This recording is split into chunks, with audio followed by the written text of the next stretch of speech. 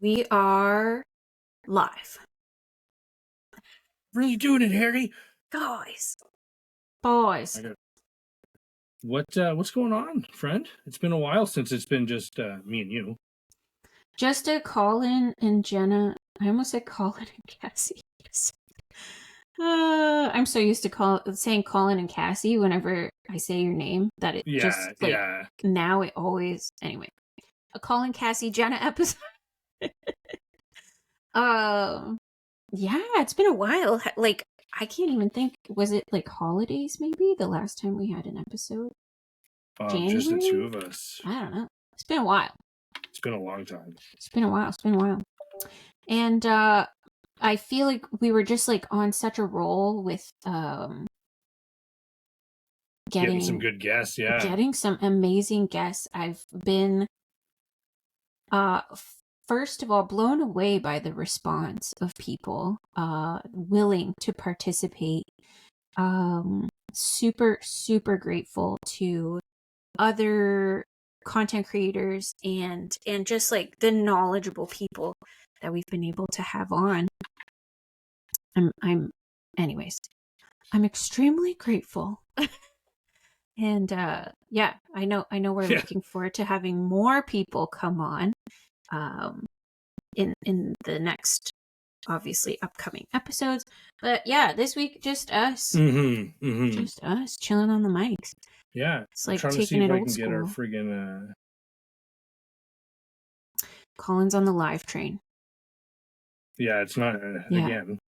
He's attempting to get the live to work for us so that we can start having live episodes, which is very exciting. I suppose that's something that's new that we haven't really talked about because it's not something we're going to bring up when we have some stars on the show. Don't forget, we're live. We're so excited about it. Yeah. We'll never be live.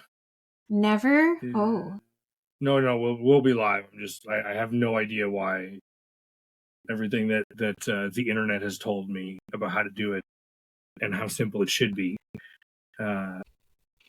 it's not the case whatsoever. Yeah.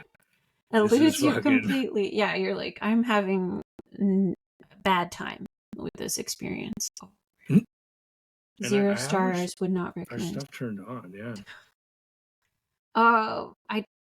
I shouldn't say whatever. I shouldn't say 0 stars. We're gonna have stars. No worries about that. Mm-hmm. We're gonna have stars for sure. It's just a matter of time.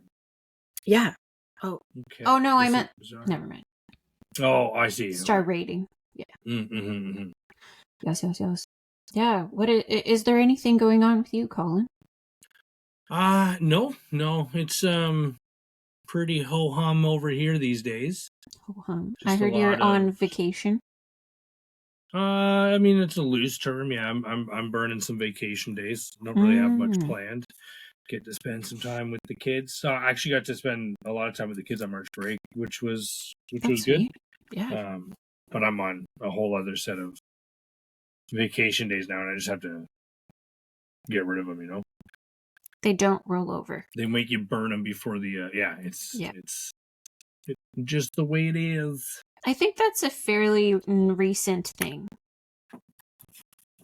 Wow! For the big reveal!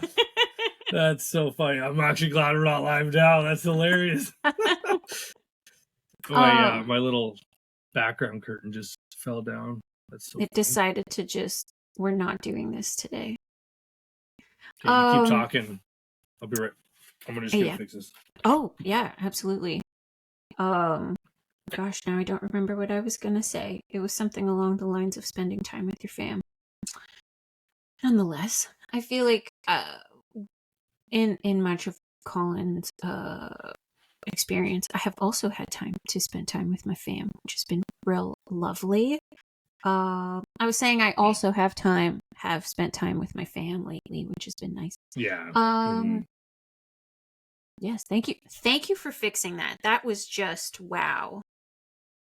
The background thing? Yeah, no, it's fine. All right. So today we didn't have, I would say, anything particularly planned for the episode, but we had I had been wanting to discuss this for a little while. And I don't know, it's just one of those things where it doesn't really fit into there's a good time to talk about this. Yeah. I guess there's no bad time to talk about it or a good time. It's just kind of a subject that is I think, to be honest, fairly unknown until you're in it. Yeah. Mm-hmm. I feel like has been my experience. So, as some of the listeners know, but I don't think very many, I am a surrogate for a lovely family in the Toronto area. And I was like waiting for the right time to talk about it, to bring it up, to like go into details. And I thought about 1,000 different ways to like have a podcast episode about it. Yeah. Like, do I bring on the family or not? Or do I bring on people from the agency that I've been working with or not? Yeah. So obviously the decision was in my mind that I would just talk about it on my own terms. And should like there be any interest or whatever, I'm happy to maybe Or whatever. Probably not. I can like reach out to those people at a future time if we would for like sure. to do that. But yeah, gosh. Well, let's back this up. Let's tell everyone, like, I mean, the process is the process, and it's got probably like a certain pattern it follows generally. But how do you get started thinking, I'd like to donate my body for science while I'm still alive? I have never thought of it that way until you just mentioned it now. That is a very unique perspective. Yeah, I'm gonna be thinking about that now. How do you get thinking about this? So, for me personally, I'm sure Jenna is gone. Oh man. Okay. Oh, hope it wasn't anything I said. No, that's fine. I guess she will come back when she gets Sorry. No, man, she just like, fuck it, I don't care anymore. You guys figure it out. Can you hear me? I can hear you. Am I back? Oh, okay. Sweet. It said, "Don't worry, the recording continues for everyone else." I was like, So thank you for holding it down. How did I get started in this? I think everybody's experience is going to be individual. So I can't speak as to why everyone becomes a surrogate. I'm sure there's a lot of different motivating factors.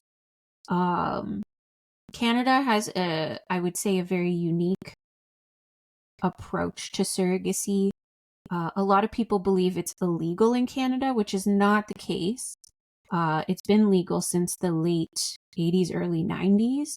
However, the legality details are very different than countries such as like the United States, for example, where I see what you're saying, yeah. Women are being paid kind of a wage almost to be surrogates, whereas in Canada, they call it an altruistic choice. And on like the financial side of things, you are reimbursed for any expenses related to said pregnancy. I was actually going to reference on the Government of Canada website, there's a lot of I would say history, legal advice, information. There's some information about like I was mentioning, the legal aspects of it, and then as well as like the qualifications of someone. So you have to be a certain age. You have to, I think for the most part, And I don't see an exception on here. Like the person has to have already be a mother, Right. or Okay. have been pregnant and had a child. I think that's for medical reasons, I would assume. I don't think it says deliberately why, but I feel like that's a I sorry. don't know if this makes sense, but Mm-hmm. it proves one, a commitment, Sure, yes. and You've two, experienced this before. Yeah. well, yeah, so you know what you're getting yourself into, kind of thing, Mm-hmm. and number two, I wonder if it's oh my god, I lost it. It was a good one too. I feel like there's a lot of I could see potentially a lot of reasons why that would be a requirement. Um, Oh, I figured it out. I yeah, remembered. go It ahead. to and I don't know how this might come across sound wise, but I'm just going to give it a shot. To make sure that the plumbing, like the reproductive system, is all I in order. You know see. what I mean? Yeah, yeah, that your body is capable of I don't want to say surviving this, but like is Well, able essentially to, surviving. yeah, is able It's a to go through siege on your this body. process. Yeah, absolutely. I think also, like, from an emotional standpoint, if this was your first child and you're having it for someone else, there would be a very different perspective, in my opinion, of Yeah. that experience. So, I mean, like I said, there's a lot of different reasons why they would require that. There's a lot of other, like, legal regulations and things like that that are, we'll say, required, or like criteria that must be met, things like that. But yeah, the Canada website has, I just Googled, honestly, I'll tell you what, surrogacy in Canada. And the first, like, 5, 6 hits are different fertility and surrogacy companies. So you can just scroll past that. And then uh there's like a Canada.ca assisted human reproduction section, I like how that which to could give clarify human, just to make everyone clear. just so we're clear. Yeah, Yeah. yeah. No, Hmm. no things missed. I think they also go in detail about, like, egg donation and things like that, which is something I hadn't really, I don't want to say I hadn't thought of, but it's not something that I've been exposed to, so I, like, I didn't didn't. even know. I guess it makes sense that it's a thing, but I've never heard of Mhm. it. So Yeah, I so guess I see what you're saying. some agencies uh will, just like sperm donation is a thing, egg donation is a thing. I think of, like, couples who maybe, like, one partner's not viable, or like a same sex couple, something like that. They might need the help of someone else to You got to go down to the the DNA bakery, pool. get some ingredients. Mm-hmm. Yeah. Get the right blend of DNA.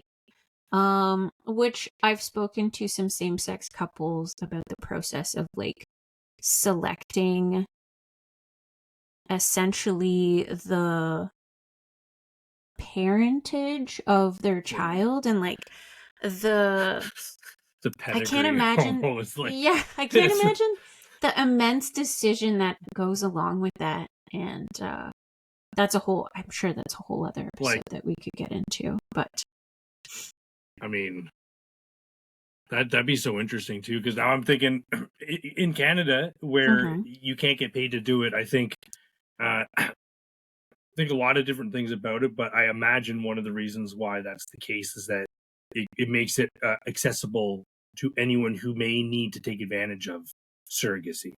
I see Uh, what you mean. if they Okay, couldn't yeah. afford to pay someone outside of the or outside of the already exorbitant medical fees for these surrogacy. procedures. Yeah. Yeah. Mm-hmm. And so I was wondering in the States about those people getting paid. Oh my God. Lost my train of thought again. I don't want to say I have answers, but I'm in a support group with a lot of other surrogates who transferred around the same time, and so we're all sort of going through this experience like at the same rate, if you will. And Yeah. most of Never them really are in the US, so I feel like I hear a lot of the US perspective on this, Yeah, for um, sure. which is very interesting because it does feel different than here in a lot of ways, and then in Do they other talk ways it's very similar. did they talk at all about the donation requirements in the States? And I wonder if Oh, there are private facilities that are doing it. Of course, there are private facilities doing it, but for those sure. individuals that have a lot more disposable income and can contribute a lot more to this cause, are they able to go to places that, you know, I don't know, for whatever reason, they're higher end and they charge more? Do those places like have different donation standards for the sort of genetic characteristics of the family? And I'm talking like, you know, did you have braces or were your teeth always this nice kind of thing? You know what I mean? Mm-hmm. Like, Mm-hmm. are you hiding how good you look? We Mm-hmm. don't want you if you're ugly underneath. LOL. We just, yeah, I don't think it's so much of a physical appearance so much. I know that when I first started this process, the agency that I'm with is head officed in California, but they also have obviously like a Canadian, we'll say, division, if you will, that supports all right. of like their Canadian surrogates and intended parents. And their process I felt was like an adequately thorough. I didn't feel like it was like daunting or too much or too invasive or anything like that. I feel like they do things that I hope are standard, like medical screening. They do a mental health screening. Um, they look at your past like pregnancy history, for example, for me, and I'm sure for egg donors, sperm donors as well, that they're going to look at those same sort of like medical uh, Histories. histories and charts so that they can give as much information to the people who end up using that to have, because I think knowledge is power in these kind of situations. So like the more information you have could be a little bit overwhelming, but I think it's also really valuable and important for those that need it. Was that what you were asking? Um, I was coming at it from the point of view of people who wanted to donate sperm or eggs, Oh, and okay, okay. you know what I mean. So like, because the clinics are going to have to give the intended parents some information about the genetics of the donors. Oh, And so I absolutely, was yeah. just wondering like how deep into the genetics It do they goes. go to see Right. to He was a and that's varsity why I was asking athlete. about teeth as an yeah, like, you know what I mean? um, Um that is a good question. I'm not sure I have the answer. However, I my understanding is that there is, I wouldn't even call it standardized, but there's an expected amount of screening that you're going to go yeah. through with any of Hmm. these agencies or fertility clinics. Because you could do it, I feel like the fertility clinics are separate from like the surrogacy agencies, but they kind of come together and work together Yeah. to match people up, and their purpose is to like make the process go smoothly. Um, there are a lot of people who do this, they call it independently, so they do it without an agency, so they would just be Mm. dealing with the parents directly, and then the fertility clinics directly. I feel like if I had to compare it to something, I would use like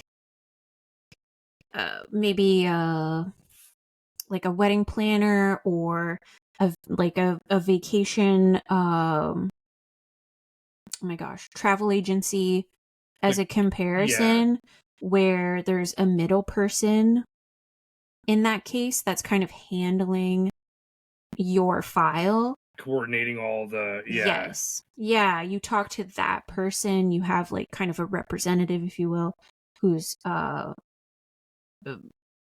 hopefully looking out for your best interest, both the parents and the surrogate. But then they would also be the ones likely coordinating the information gathering for any donors that are out there as well. Oh, okay, I see. I will say this, I believe there's an age requirement that's kind of like across the board. For women, they want you to donate your eggs, like ideally between the ages of 20 and 30. After 30, they're considered like, no, thank you. They don't want them anymore. Because apparently that's when there's like I don't want to say a steep, but like a noticeable change in like age markers and like the way that eggs perform and things like that. So, I know that I don't want to say I know. I have heard that this is a requirement for most agencies and fertility clinics. I don't think the same goes for men because I don't think We can look that one up. I don't think sperm is the same. I'm curious. Well, no, sorry.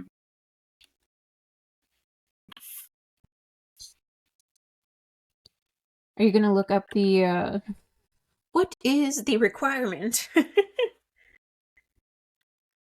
I feel like generally with these things, just because of like DNA, genetics, and whatnot, younger is better. Like I'm sure they're not like asking 70-year-olds to donate. Yeah, You know what I mean?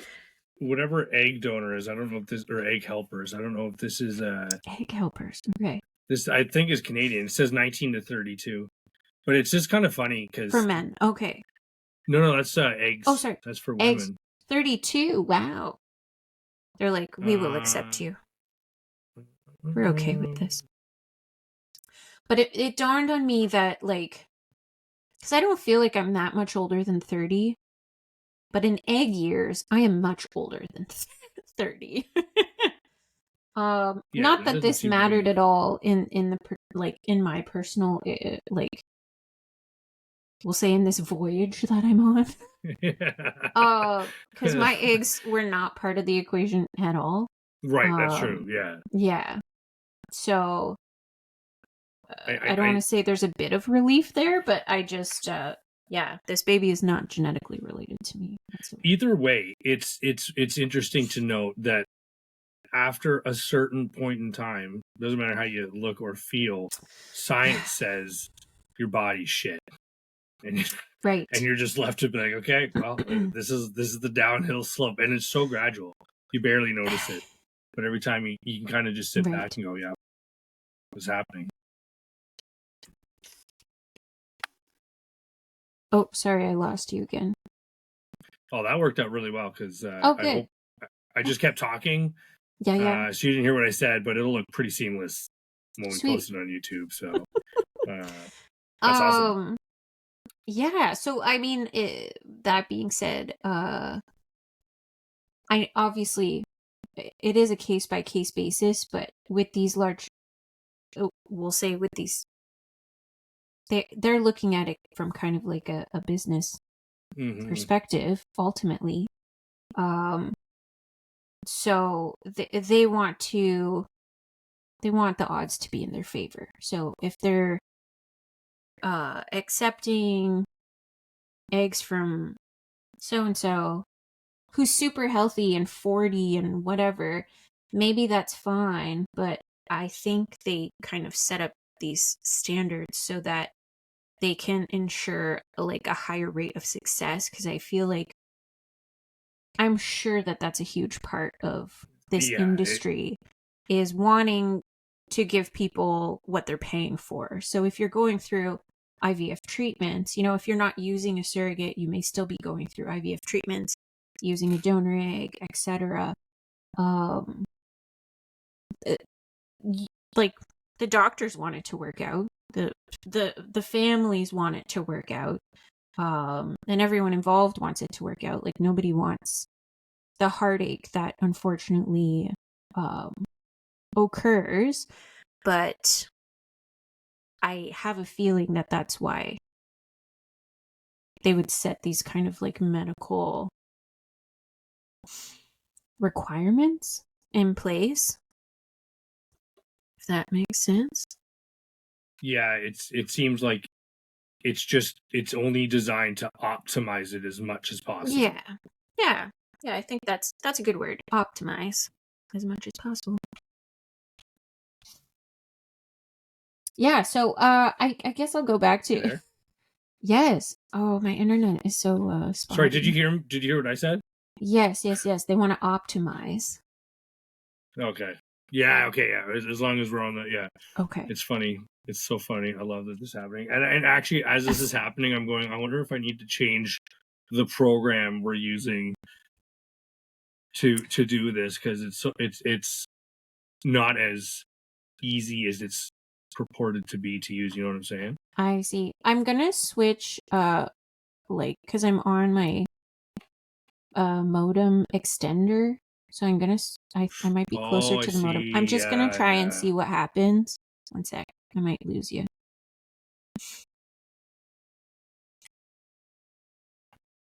Buffering. Okay. Are we still here? Frozen. I was like, Okay. I think it gone. happened. I think it started. She's gone. Yeah, I feel like I'm kind of between both right now, so it's a bit hairy. We'll see. We'll see if it works. Nah, yeah, I'm convinced. Even though, not even that, it's just like the difficulties getting it to go live, all that kind of thing. Yes. All that kind of stuff. It was Maybe we're not meant to be much, live. maybe not. Maybe we're yeah. Maybe it's not in the cards. Maybe it's not in the cards. Yes, but I was saying I'll get back to the original question you asked me. How did I even get into this? Years ago, I read this lovely book. I was part of a fabulous book club with wonderful women of Beckwith, and I just came up with the greatest name for your book club. I think we called ourselves Housewives of Beckwith or something like that, like as a joke. Mine's a little on the other side. Okay. Of this, I like alliteration. Okay, go. It pleases my brain. The Beckwith bitches. You know what I mean? That It's kind of like much more appropriate. A badass, a little bit of an edge to it. Like, yeah, we're a book club, but don't fuck with us, you know? Yeah, we were all like, not like regular mom, cool mom, you know? Yeah. That was cool us, mom. Yeah. You all, each of you had a switchblade somewhere, you know? For sure, yeah. So at that time, there was one of the books that we read, was about surrogacy. It was a very like unique, fictitious story about like a surrogacy clinic that you would essentially live at. Like it would become your home during the time that you were the surrogate. And it was the story of this one character who kind of happened upon the information for this place, contacts them, goes through this whole process, finds out there's some high profile parents that are expecting kids at this place, and sort of the drama that unfolds with all of the other surrogates in the at the clinic, because there are a bunch of like, I don't want to say hormonal women, but you're like in what wasn't described. It wasn't described as a jail at all. Like it was very like fancy. They got like beautiful meals, chefs cooking for them. Like it was very like 5-star hotel-ish. But there was kind of an underbelly of just like bratty behavior and stuff like that. So anyways, I thought the story was like very entertaining to read.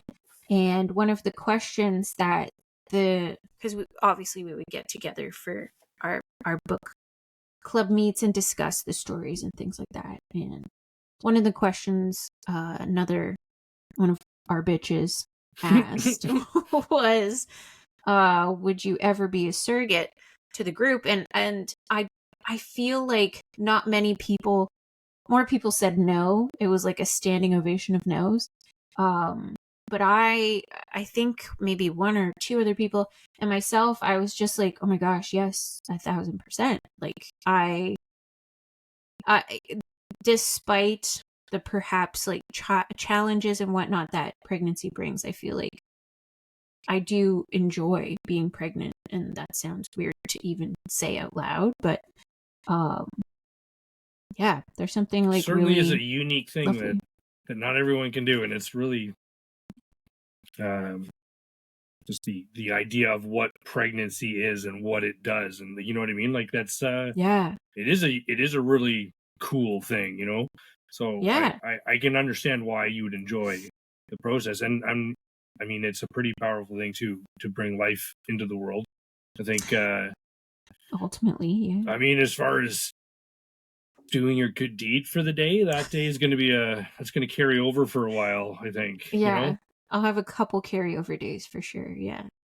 I don't know. I feel like it's I've mentioned it to like a few people and like some family members and things like that, and I'm realizing more and more that like some people just have the most terrible pregnancy experiences that just turns them away. Like single children Yeah, never again. happen for a reason. Yeah. Like sometimes the pregnancy is too much, right? Like, and I could definitely see how it would be overwhelming if you were experiencing a lot of different negative effects. I think, you know, I've had obviously some discomfort and nausea and things like that, but I don't think I've had any side effects that have made me feel like I can't do this. I can't Yeah. go on. You know what I Yeah. mean? So, Like nothing that says never again. right. Yeah. Knock on wood. So far so good. I think my one, and I was telling Jordan this, my thing is if this were to result in a C-section, like I would be done.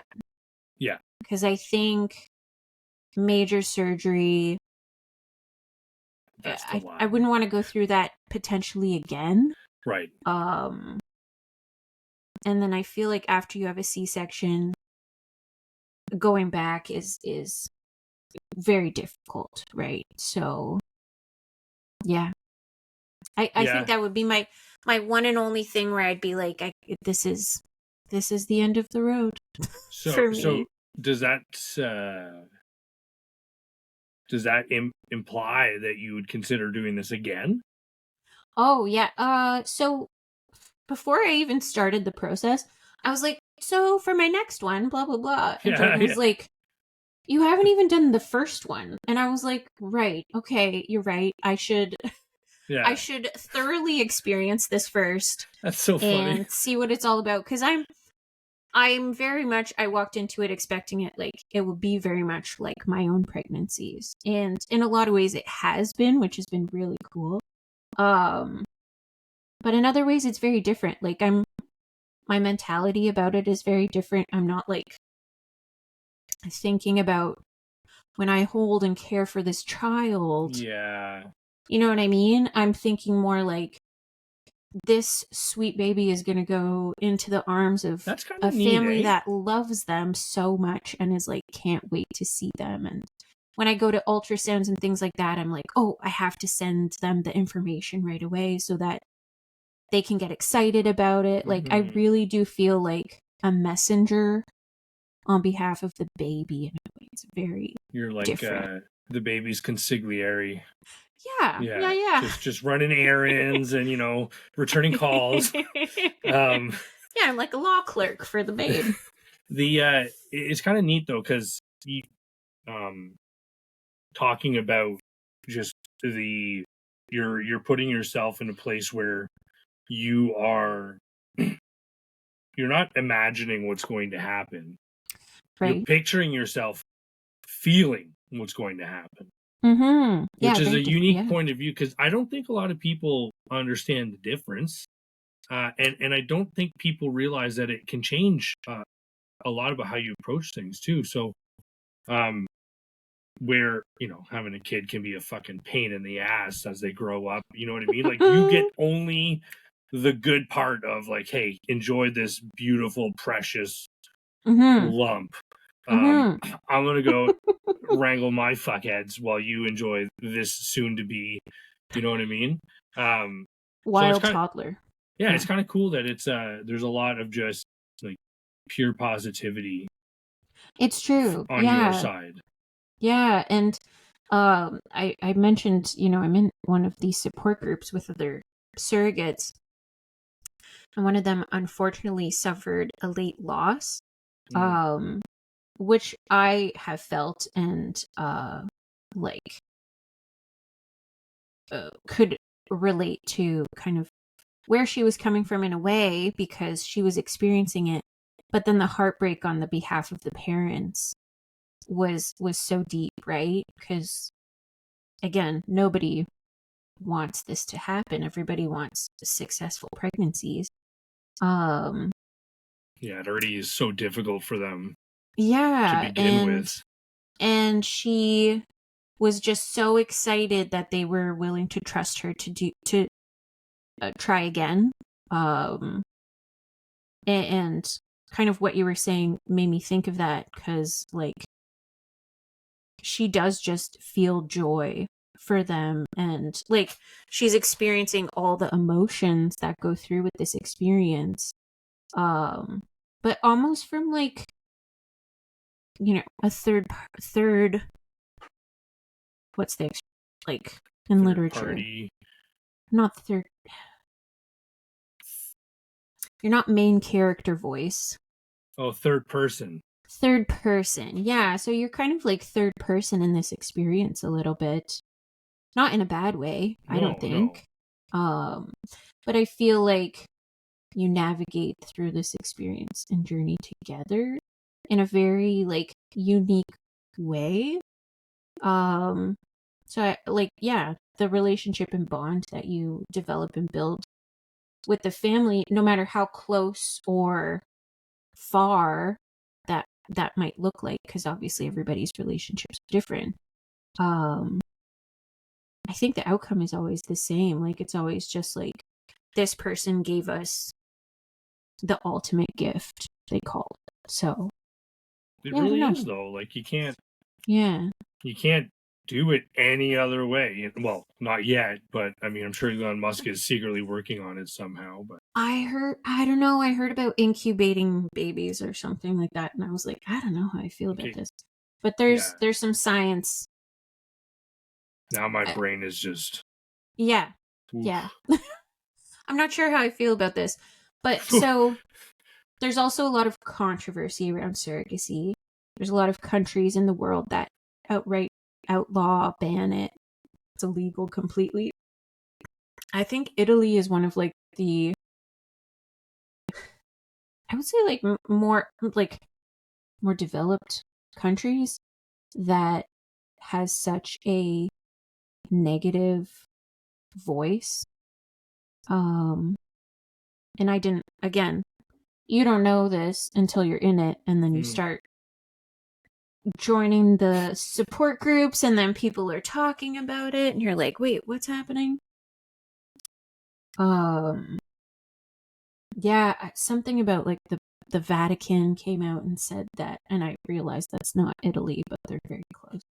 um the That was the great. the Vatican came out and said that it's I won't even remember the language properly. I really feel like I have to look this up. Vatican's Hey, while you're opinion. doing that, I just got a question. Hey, Yeah. how's your energy been lately? Being pregnant and whatnot. Low. Low, you say? Yeah. I've been thinking about this because like I have 2 young kids and like my first trimester, oh my gosh, like every chance I could get, I was like asleep. Asleep. Yeah. I love And it. I would nap with Isla. I would sleep in if I could, go to bed early, and I was like not upset at all. I was like I'm getting nothing done, but I'm getting sleep and it's Yeah. real nice. Um so that was good. I thought I would be a lot more moody because I did have to take a lot of hormones. Mm-hmm. Because your body has to simulate You're the like early tricking it. pregnancy stuff. Yeah. You're like, you are pregnant. This is proof. Medical hypnosis. Yeah. So I think that's the technical term actually. um yeah, so I thought I'd be a lot more moody and like maybe I was and Jordan was just being really nice to me. But I think I navigated that fairly well. Now I'm starting to get a bit of size. So I'm at 24 weeks now. Um, which is very exciting because they call week 24 viability week. So if for whatever reason I went into labor tomorrow, the odds of the baby surviving Nice. are Got like it. super increased, which is great. I don't anticipate that happening, but you never know. Yeah. But yeah, now I'm getting some size. I'm getting some discomfort. I'm getting some like I had to get a pregnancy pillow for sleeping at night so I'm comfy. Um and just like It's the real work now. yeah, I was like I had like a sweet spot between like week 15 and week now, so it's That's like been awesome. almost 10 weeks where I wasn't like nauseous and I was just like living my best life. But yeah, I have a feeling that now it'll be like 10, how many weeks? 13, 14 weeks um of I don't want to say real work. That's a bit ridiculous, Yeah. but yeah, where things are going to start to change again. And then towards the end, I feel like I recall with Anson like getting really uncomfortable probably only like the week before I had him. And then with Isla, it was a little sooner, but I was so busy with Anson being 3 that I was distracted all the time. Yeah. Mm-hmm. And I have a feeling now, like having both Anson and Isla to distract me, that hopefully it will distract me enough that whatever kind of symptoms and whatnot that I have to deal with are better because of it. Tolerable, a little bit more manageable, Yeah. maybe. Well, I brought it up, and it's funny because I was trying to again segue into talking about Magic Mind, but Of course. it just made me realize that as far as energy shots go, energy drinks go, I think Magic Mind would be an excellent option for pregnant women if there was no ashwagandha or you know what I mean. Yeah. And so I mean to the folks over at Magic Mind, just create a line for the pregnant people and watch them friggin' guzzle that stuff back to keep them awake. Holy smokes.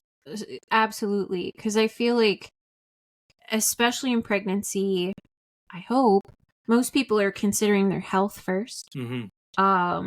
Because it directly affects obviously the health of the baby. And so I would say Magic Mind as a whole, what an excellent product, right? Like it just has all the good stuff in there. Obviously aside from, as you mentioned, the ashwagandha. I I remember realizing that it had that in it and I was like, now Yeah. I will wait. Well, I've saved some for you so that you can have them Thank you. when Post. you're when you're post. But yeah, And I will need it for my postnatal recovery. yeah, Absolutely. I'm very much looking forward to for it. for the rest of you, Yes. you may head over to magicmind.com/we made it for a Mm-hmm. juicy little treat. Yes. If you're looking for something that's pretty delicious, super effective, and really, really, really healthy for you, Mm-hmm. healthy in terms of what you're putting into you, are all designed to work with and for your body. Yeah. I drink Coke Zero a lot, but I know, like, just because there's no calories, Guilty pleasure. there's a lot of shit in there that my body doesn't need. Right. So Yeah. it's effort again, like, away from my body to do more productive things. Negative. Yeah. Yeah. So this Magic Mind has got it's only going to help you achieve the things that you want in a very, if being health oriented is for you. So yeah, Mm-hmm. head over to magicmind.com/we made it and get yourself a delicious treat. Back to you, Jenna. And I'll always add this. Oh my They god, I support forget. mental health efforts with every purchase. They do lots of like their perspective is positive from the inside out, really. So from like product to sales to after sales, they just want to help people improve, be better, do better, help the world. And I really think we need more companies like this out there that are looking at kind of like a whole picture product as opposed to just being like, I'll sell you something that's good. Well, and there's a difference Right. too between, I think, and this is like, we're done the product placement piece. This is like just this is now Just an aside. conversation. Yeah. It's like Yeah.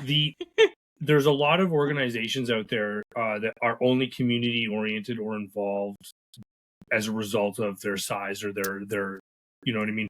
They're impossible not to see and notice, so they get involved. Because it's almost required of them, you know what I mean?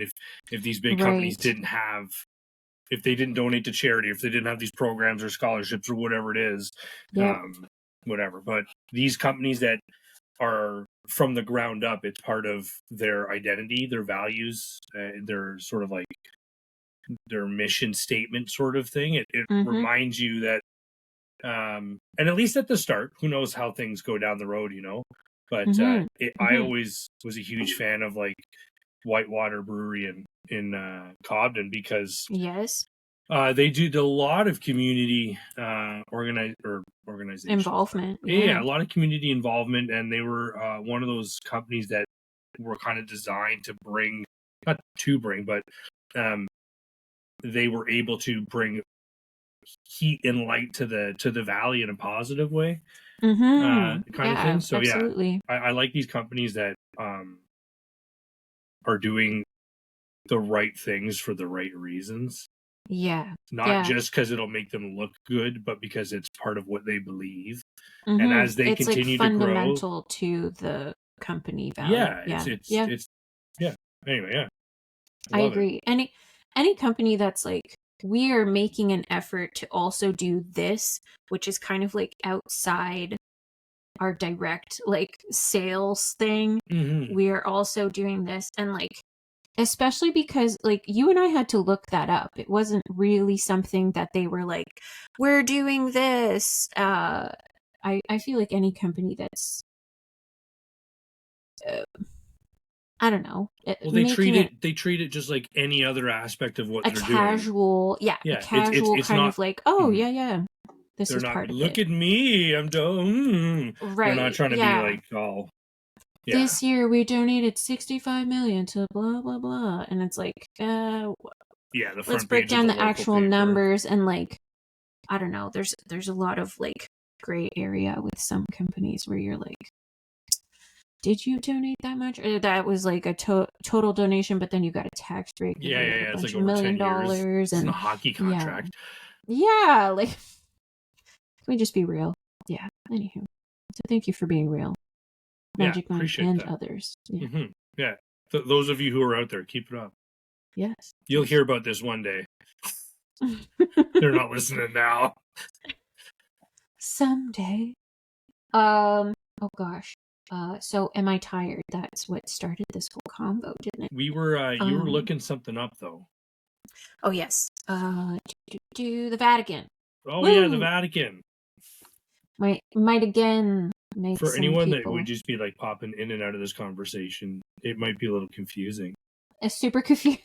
Yeah. So Okay. Pope Francis specifically. This is the headline on cbc.ca. From January 2024, so Oh, very not recent. that long ago. Pope Francis calls for a ban on despicable surrogacy births. Um, Is he talking like globally or just in Italy? let's find out. That is a very good question. He also listed smaller scale issues that he said were threats to peace and human dignity, including surrogacy. Francis said the life of the unborn child must be protected and not suppressed or turned into an object of trafficking. I consider despicable the practice of so-called surrogate motherhood, which represents a grave violation of the dignity of the woman and child, based on the exploitation of situations of the mother's material needs. And to that I say, he says more, sorry. Saying a child is a gift and never the basis of commercial contract, he called for a global ban on surrogacy to prohibit this practice universally. And I read a statistic. So it's like there are negative aspects to it. Right. I mean, So we have to stop it all. so we have to stop it altogether. Yeah. Yeah. I Throwing think is what the he's saying. baby out with the bathwater kind of thing, eh? A little bit Oh, of a broad, yeah, pun, painting in definitely broad. pun intended. That was a pun. I, No, that wasn't I a got pun. it. Was that a pun? I don't know. Yes. I think it may have been. I'm not sure. Now I'm questioning it. At first I thought yes, but no. Surrogacy is mentioned in the Bible in the story of Abraham and Sarah in Genesis. Sarah could not bear children, so she gave her servant Hagar to Abraham so she could have his children. Well, I'm not sure. Maybe Pope Francis just needs to be brushed up on the process of surrogacy. I'm sure this is not it's not like in what he's vitro referring is to. an actual needle, not just some guy's needle. Anyway. Yeah, so to me, what he's describing is like people exchanging the use of their bodies for money. I think that's the perspective. Whoring themselves out for babies. Yeah, I think he's misinterpreting. Because if you look at places like Canada, and apparently Canada is a very attractive country for Italian surrogates, and I couldn't tell you why, but I've just heard of like in passing, this is a very approachable, I guess, place, and I think it is because of the altruistic nature of the process here. It's a safer endeavor. Yeah, where it's not exchange of payments first and foremost. This is the goal, is to help you have a child, and I think that's. Do you think like in those other countries, like in Italy, when surrogates are being paid, do you think they're being mistreated by the people who are paying them? Do you think maybe they're like, they're all nice and stuff, and then surrogate's pregnant, and then they just slowly start ratcheting up the annoyingness until they're like overbearing or something like that? Is that it? Jeez. I don't know. I'm sure there are unique cases of those kinds of things happening. I know Jordan had some apprehensions about that kind of thing happening. Like getting their nose in how you live your life kind of thing, right? Right. Like just being a little too much, maybe. But I think the agency that I'm working with is very good at matching surrogates with the right parents. Because I was never introduced to a person or a couple that didn't have the same expectations or wants from like the personal aspect that I didn't want. I was very like open to kind of I would say any kind of relationship, Right. but I was very clear about the fact that like I'm a mom to young kids and I don't have unlimited access to my phone. I won't be able to be available to parents at any time. Yeah, You it's know not what I a mean? beck Like and call. Yeah, unlimited. Um your office I hours kind of thing. yeah, like I want to be in contact with you often, but I never promised like a daily uh Updates or ability check to in. communicate with people. Yeah. Whereas I think some people maybe do expect that, but they're very, hopefully, very clear about that up front. Mm-hmm. And so that you can navigate that a little bit better throughout the I journey. feel Because, like yeah, being pregnant is already an exhausting task, and then it could be a having to lot. Sure. text someone, like, I know that I'm going to text people every day, Okay. but if I got up knowing I must send a text, Right. Different. I immediately don't want to do that. You know, I Immediately no. immediately know. Hard pass. Like, Yeah. so I'm Yeah. glad that they're, and it must be tricky too because they really just need to give you space. Sometimes, like, I'm And sure some surrogates are like, I want to talk to you all the time. You know what I mean? Like the real extrovert ones. maybe they want, Um, yeah, they like it. yeah, maybe they want that kind of relationship, but I I bet you they think get a lot of it's free meals that way too. let's go hang out. Yeah. I feel like, um, yeah, the if you're being honest and you're like outlining your expectations of what you want this and what you can deliver, we'll say, I think that will make for a much more positive experience. If a potential surrogate isn't working with an agency, I'm not sure that they would necessarily be as thorough with that kind of like preemptive Yeah. expectation setting. Um, And that's true. They're like kind of having that yeah. awkward conversation for you. Mm-hmm, Yeah. mm-hmm. Like you don't want to go in there laying out your expectations because it feels a little too forward, a little too It feels forceful, very like contractual and or whatnot. even Yeah. confrontational, even Yeah. Yeah. depending on how it's being received or whatever, you know. So So listen up. Yeah. Yeah. yeah, Yeah. Yeah. you will not. It's like Do not. when you see those wild like Tinder profiles of chicks where they're like, it's just like the requirements of who you must be and all the rules and shit. Oh It's my like, God. yeah, so It's a lot. it's wild that there's people out there that have that much time to think about that much shit. Mm-hmm. And, you know, I wonder sometimes if those people have been jaded through their experience and now they're just like, another thing that I can't, Yeah, yeah, I they're adding it cannot to the list. accept. Yeah. Yeah. Oh They man, that's start so dating funny. it like on this date, blah, blah, blah. Yeah. Um, yeah. And then so the process of getting into this, I feel like I got uh, off topic for a little while there. But the process of like actually getting started in the surrogacy process came to me via, it was honestly like the agency that I and like contacted um had, I'm assuming it was like promotional content, and it was like, have you considered becoming a surrogate in Canada? um we are currently looking for surrogates. If this is something that interests you, please contact us. And I kind of like sat on it for a couple of weeks. I was like, I pulled up the website, I looked at it, I was like, okay, I'm not going to fill this out. I should definitely talk to Jordan about it first. And just like see how I feel about it in a week's time, 2 weeks time, whatever. So I let I'm assuming it was under 2 weeks, over 1 week, somewhere in there. Yeah. And I had like mentioned it to Jordan. I was like, what are your thoughts on me potentially doing this? And I feel like his initial reaction was kind of like, oh, like this is, this thought has never crossed his mind, right? He wasn't in my book club. He was never. He wasn't part of the Beckwith bitches. Yeah, he like elitist bitch.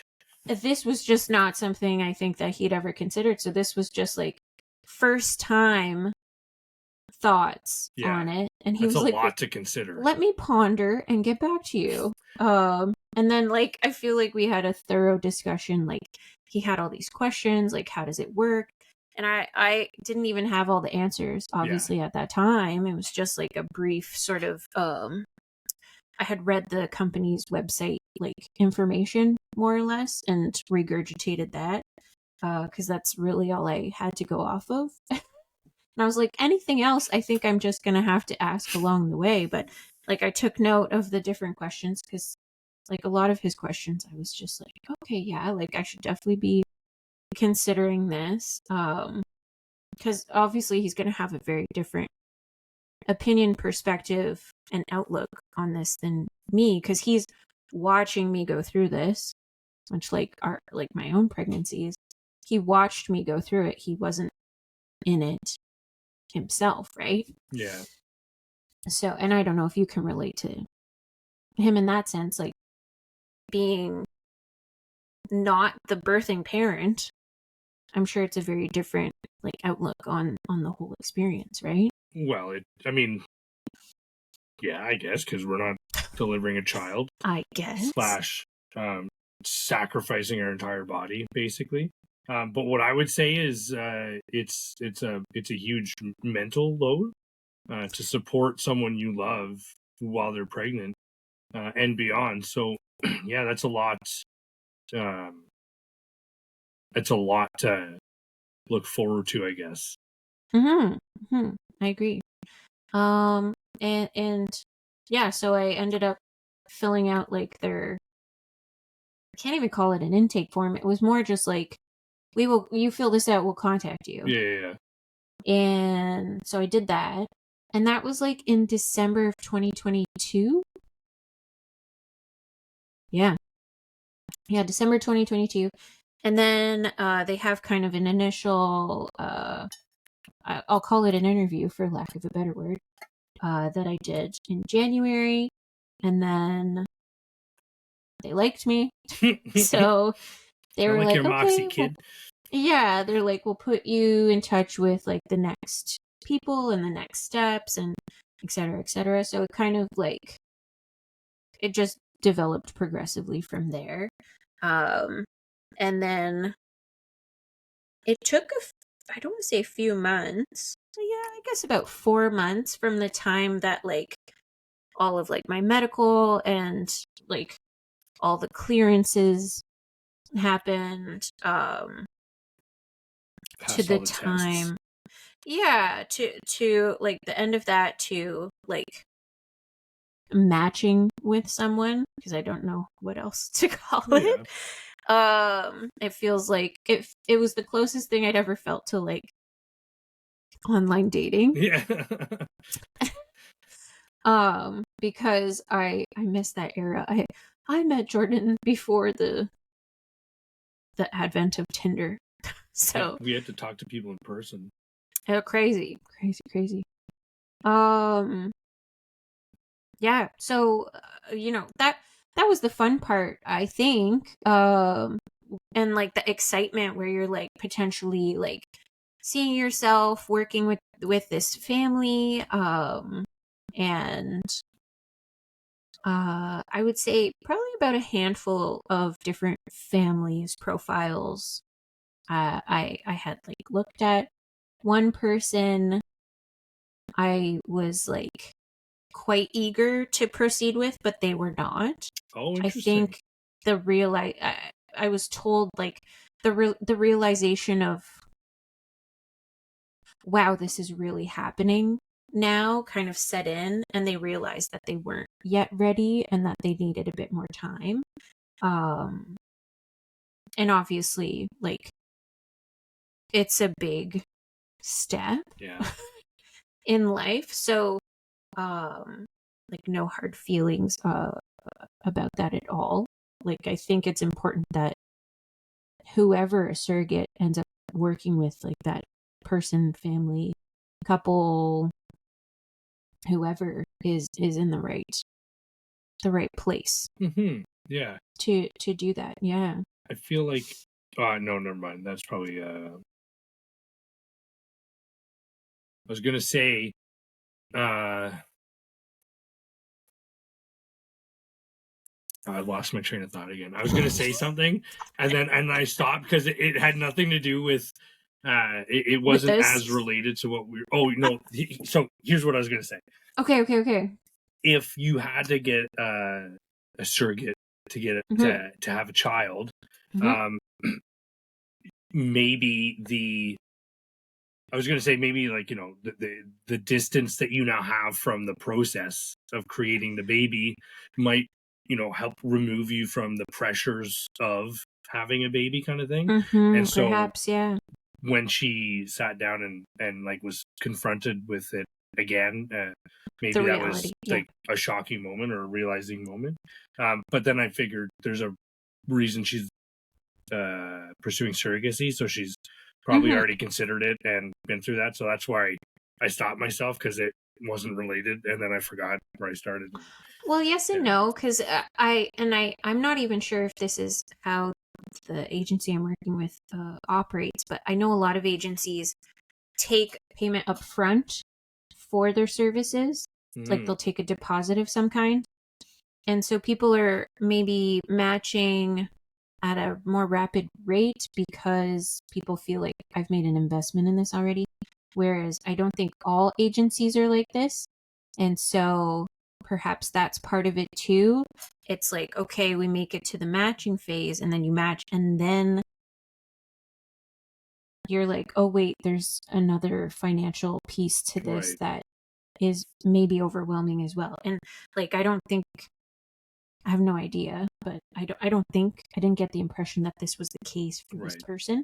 But it could be for others, right? So that could be part of it too. You're just like suddenly faced with like, okay, so I have to like navigate this as well. And I'm sure as much as you can plan and prepare, things come up in life and whatnot. So who knows? Was there yeah, sorry, go ahead. When like throughout the process and I want to say the majority of the process concerning the agency is done. They're going to cross a few T's and dot a few I's in a few months, but that's basically it. Because obviously you were learning so much about this process as you went through it. Was there any aspect of it that you discovered or you learned that that you didn't like? I'm just curious, that not because it would matter or help someone's decision, but I'm just interested to know if people trying to set these organizations up to help other people. I wonder what kind of things have been decided. You know what I mean? Are there stupid things? Are there annoying things? Are there whatever? I don't know. Really good question. Again, I think this would be like an individual answer. For me, I haven't run into anything where I'm like, ugh, did not like that. Ew, brother, ew. I feel like I've been like quite grateful that things have gone like really smoothly so far. From the perspective of the agency, I feel like everything that they have provided and helped me with so far has been like honestly really helpful. Like they have monthly support calls with a specialist, and then they have monthly group calls with other surrogates in the agency, and you just like kind of pick a time slot, and whoever else picks the time slot is part of it. And that's been really good. Outside of that, like I have this support group on Facebook with other surrogates, and I don't know. I think I early on realized like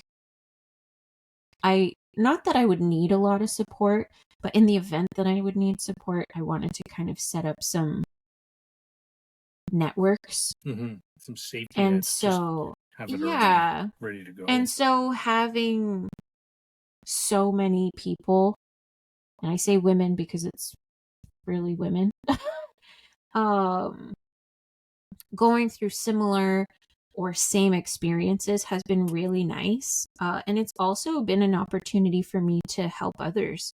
A few of the support calls, some of the other surrogates, like we get talking about this is what I'm going through, blah, blah, blah. I've been able to like give my unsolicited advice a couple of times. I shouldn't say unsolicited. They literally are like, has anyone experienced this? Can you give me advice or help?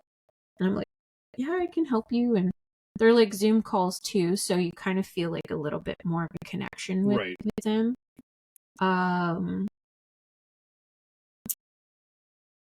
don't know. I feel like they were really helpful early on with like how to broach the subject with my kids that I have already. Anson's at an age where he can grasp what's happening, obviously a lot better than Isla can. But they gave me so many resources for that, and I feel like that set up my household to be more successful in this experience. Right. Oh, sorry, I'm just realizing something. I think the only part that has kind of, and it has nothing to do with agency or anything like that, has been like telling people in my life. That's so funny. Not because I bet it sucks so much. It's not bad. It's not shitty. It's just like it is a difficult and like very personal thing to share with other people. And like I would say like the overarching majority of everyone, like you guys included, like most of family, has been really good. But the odd person here and there is like, wait, what?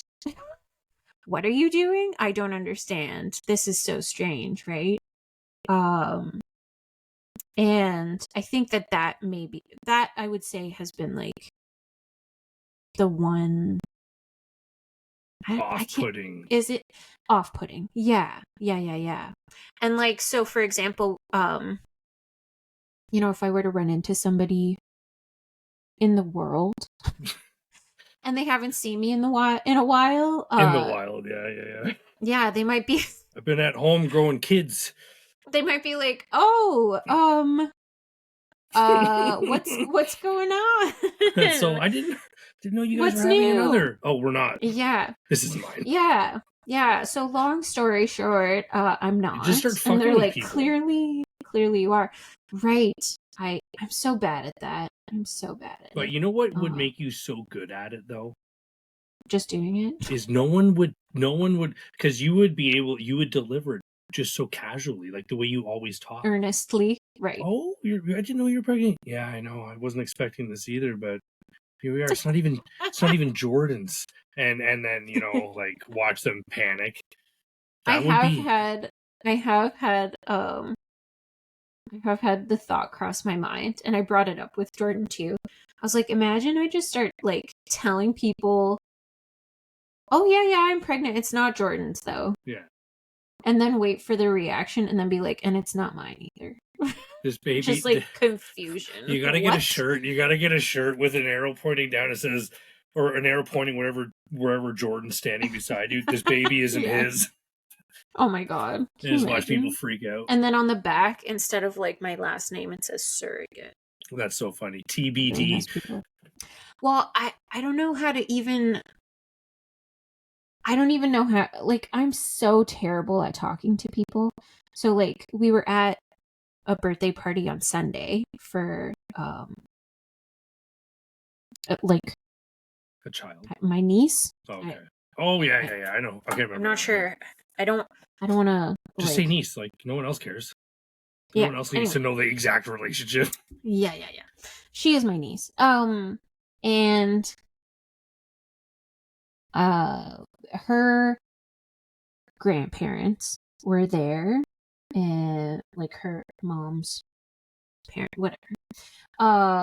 And my niece's grandpa says, oh, so when are you due? And I told him like July and, early July and whatever. And like, I'm not going to get into this whole conversation. It's Sunday afternoon and I kind of just like don't want to. Yeah, I don't even I want to don't be feel here. like I need to explain myself as well.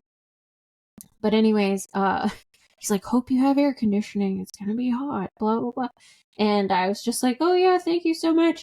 And then on the way home, I'm just thinking to myself, I'm like, should I have explained this? Because like, he might see me in the future without this kid and be confused. You know what I mean? Like, hey, shouldn't you be holding a bit? Weren't you I'm so confused. But I'll explain it then. I feel like you didn't need to explain it at the party, and you wouldn't need to explain it in the future. Fuck people. Fair. There's two things I'm trying to incorporate into my life, and one of them is not complaining. It's not going great, and the other one is not explaining. Also, not going great.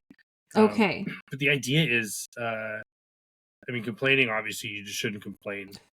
And it's not that there's nothing to complain about. There's always. I think it's just like the ability to express gratitude is far more whatever fulfilling than But the explaining thing is really interesting too, and it's something I'm not very comfortable with. I always feel the need to explain myself.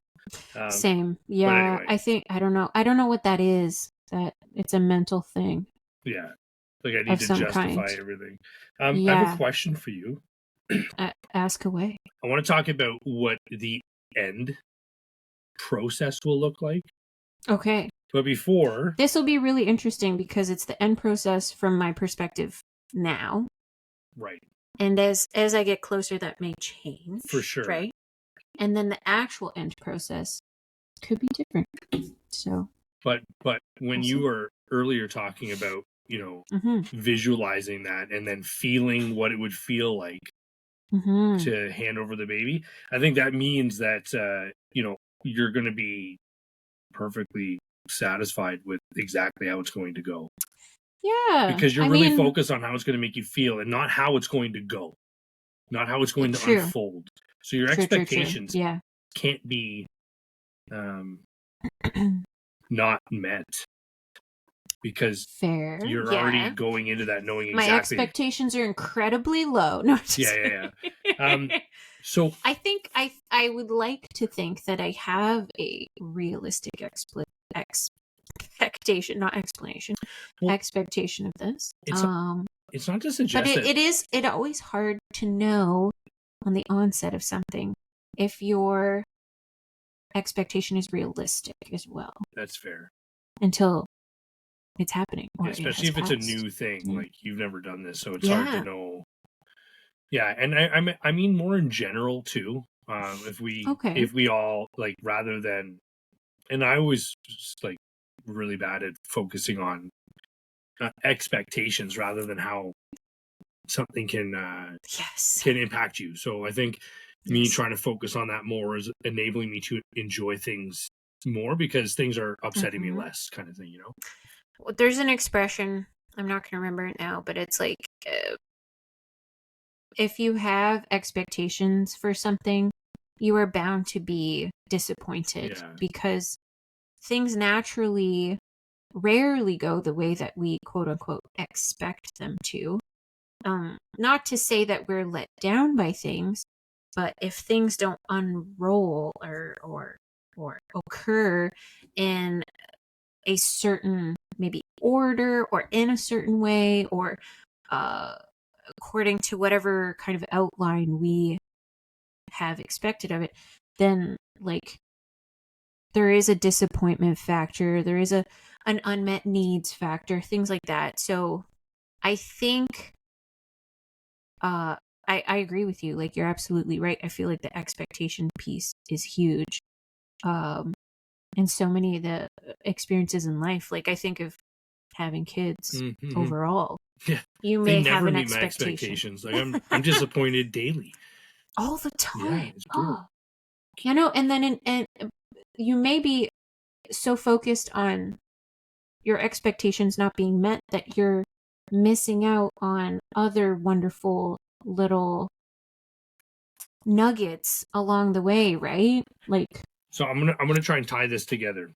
yeah, go for So it. one of the things that I am really bad at is not like being present. You know what I mean? I'm Okay. usually, or in the past anyway, I was always, Past, future, yeah, terrible things not are gonna now. happen. Look at all the things I fucked up in my past, kind of thing, right? And then just not, whatever. So, and because of that, there's always been the way I envisioned, you know, my life now and my Mm-hmm. future life. Everything is always, my life has always been in the future. Interesting. So it's Okay. always like, yeah, when I'm You're done this always posting, projecting. yeah, when I'm done this Yeah. posting, or when we move back to Petawawa, or when this happens, when this happens, when this happens. And so I've never actually um, just focused on the fact that, my life is now, and whatever is happening is now. We're not taking a break to do this. This isn't just a timeout or whatever. Like, Mm-hmm. this is it. And so, I applied that template sort of when I was thinking about what you're going through with the surrogacy. And I was wondering, is this something you see as like a detour in your life, or is this something that is actually just a part of your life? And like, your life isn't on hold because of the surrogacy, but your life is unfolding as it should, because you're able to just kind of appreciate the feelings that you're feeling now and being just present in that. Does that make That's sense? yes. Okay. I want to make sure that I address what you're discussing properly. Okay. So in my own personal experience right now, surrogacy specific, um I like, ask me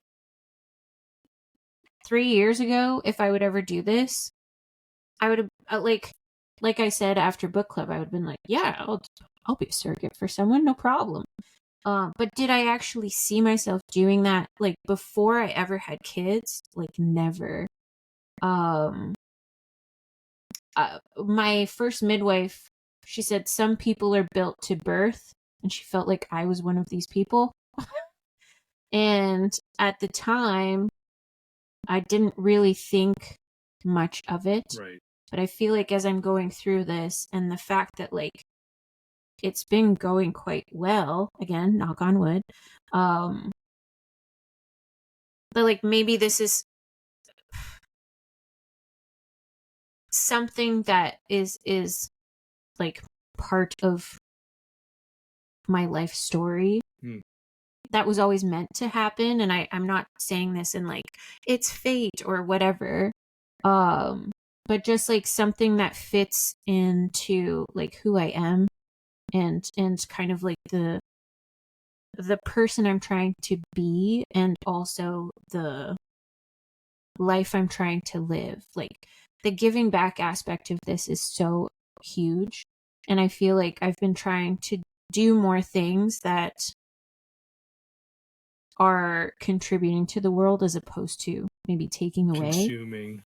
Yeah, because when I think of like, and this is probably going to sound like real fruity, but like, I try sometimes and picture my life as a whole. Like, what Yeah. is it that who is Jenna? What is Jenna doing in this world? You know what I mean? Um, and I feel like this is kind of a small part because, like, time wise, So what about this? we'll say it's a year. Wait, but in like the larger picture of my life, I feel like it'll just be like one chapter.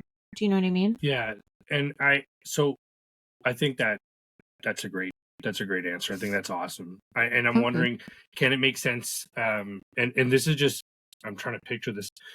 Um, because you're such an open-minded person, Sure.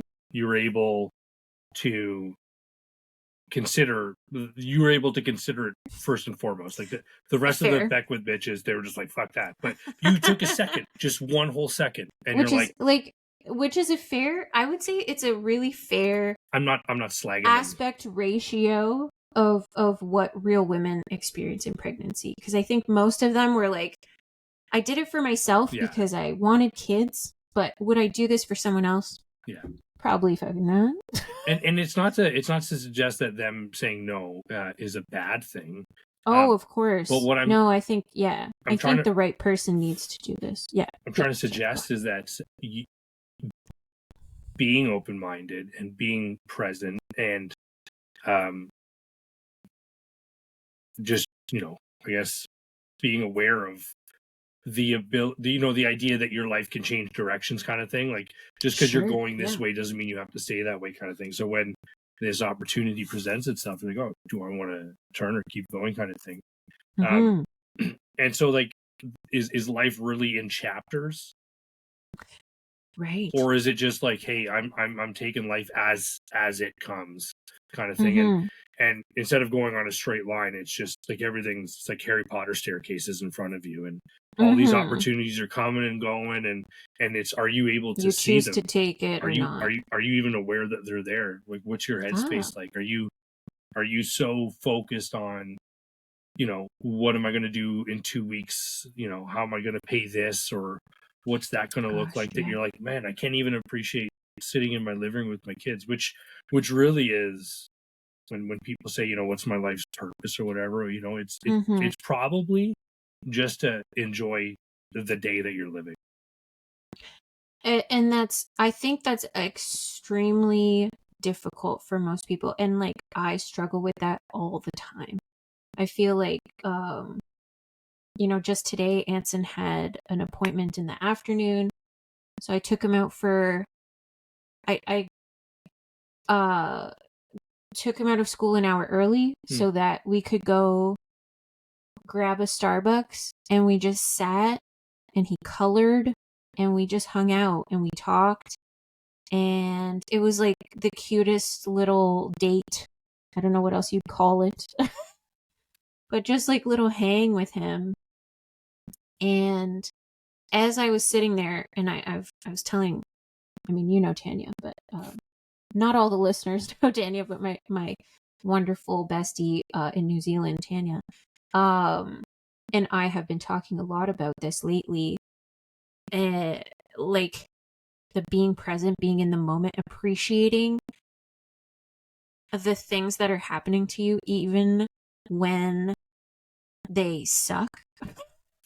Because sometimes they do. Like, sometimes your kids are at each other's throats, screaming at each other, and you're like, okay, I need to be the voice of reason, the calm in the storm. And sometimes you can't be that. No, so I walk away sometimes. But at other times it's like a test of I consider it to be like a test of my ability to try and shape these people into better people than me, because I feel like, I'm very self-deprecating in a lot of ways, but I feel like if I can give them something, it'll be like, just take a second, think about what's happening, try and assess the situation, and like hopefully teach them, give them the tools that they need to be successful in whatever it is that they need in life. And like appreciating those moments is like really difficult sometimes. Is that kind of what you were getting at? How like you can't be in the now because you're like, I could be doing something that was so much more interesting. Like, I feel like I've always thought that, and that's not, we talk about the the corporate ladder or whatever, climbing this whatever, everything's always been like an escalating kind of thing. Yes. An upwards progression.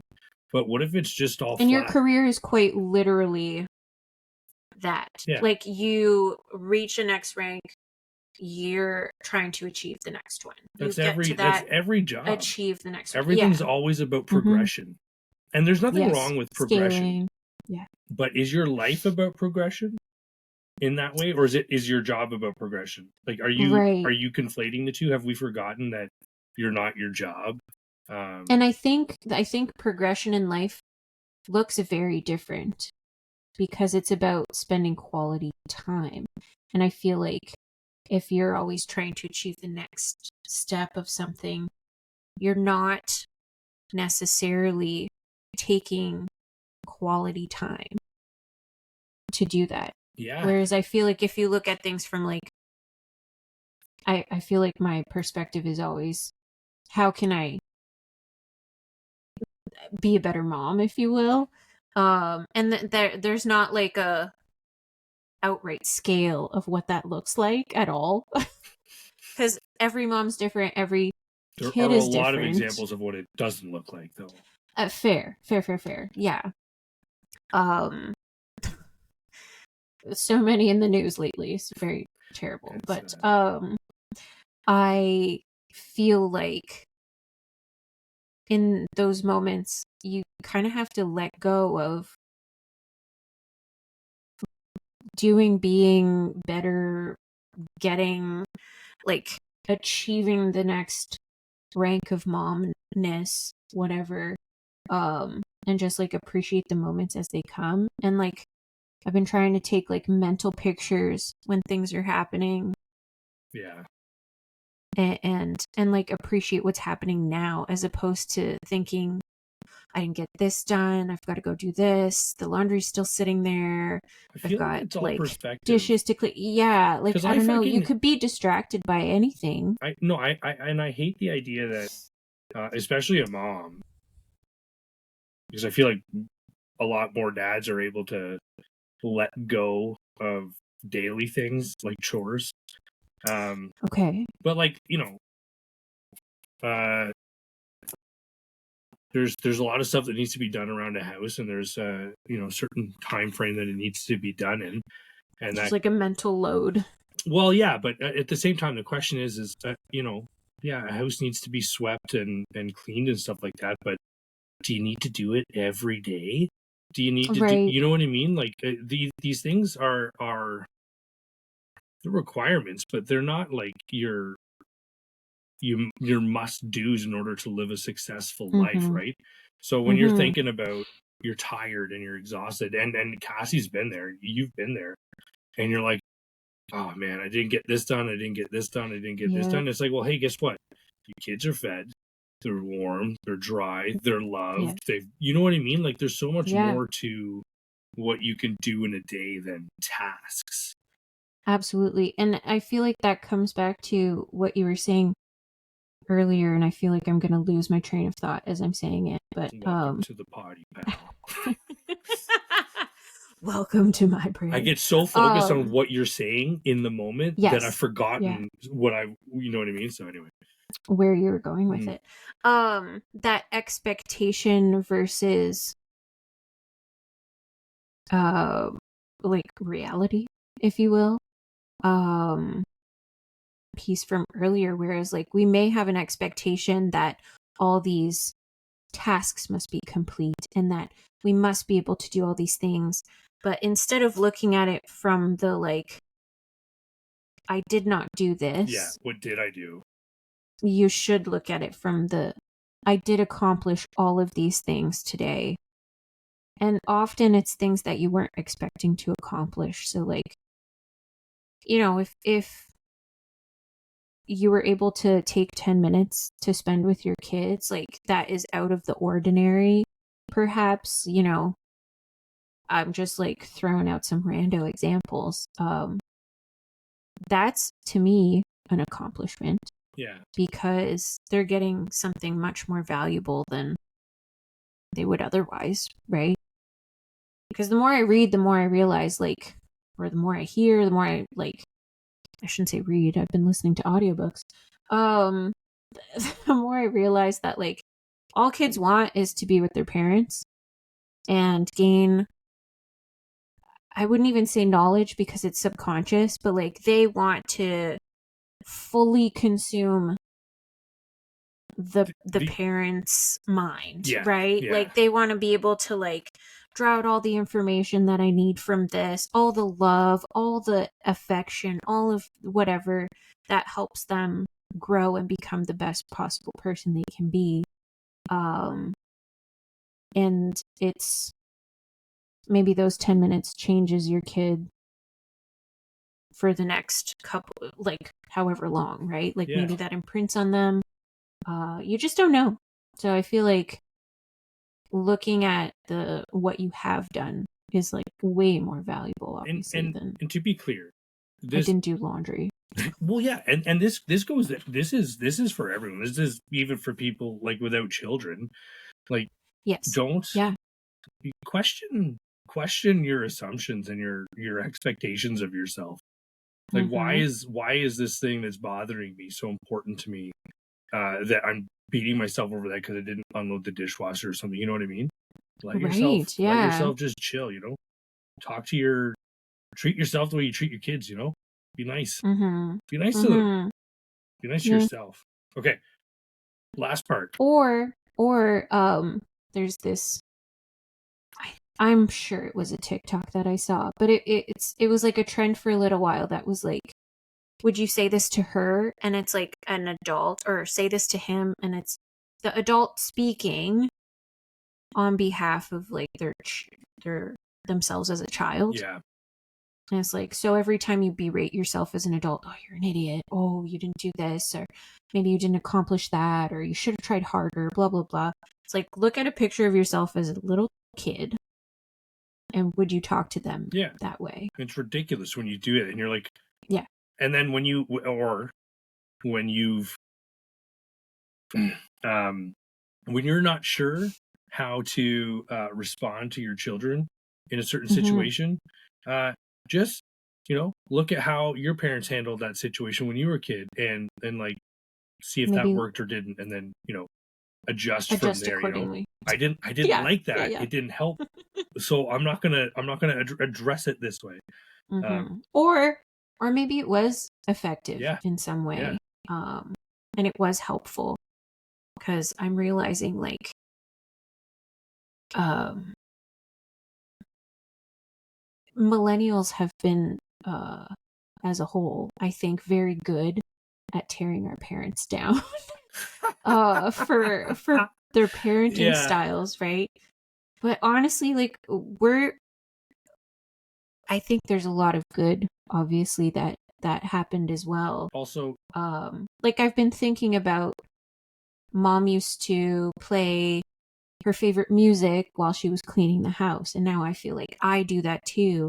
And that's kind of like a subconscious thing. It's not something that I was taught or that she told me I had to do or whatever. It was mhm. just kind of like a behavior that imprinted on me and is very positive, right?